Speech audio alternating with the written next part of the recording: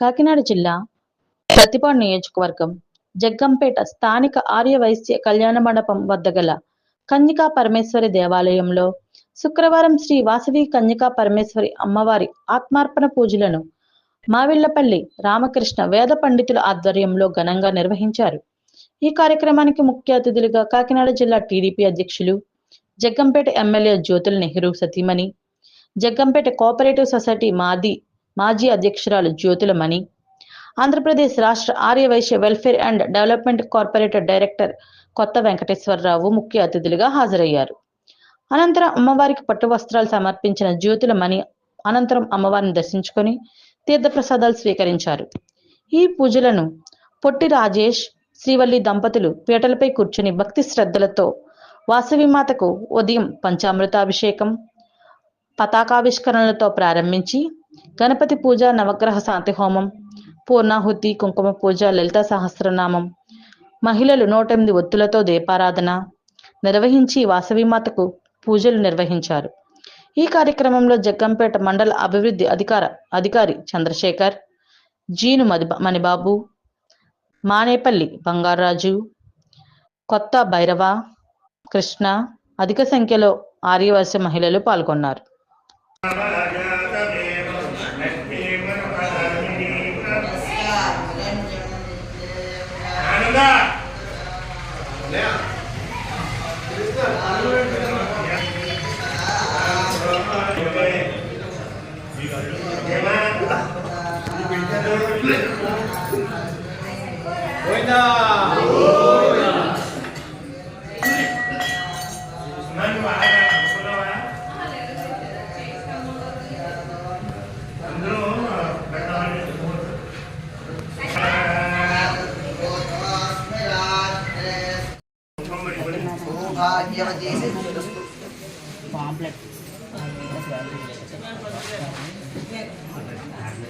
అవి సగం తీసుకురండి.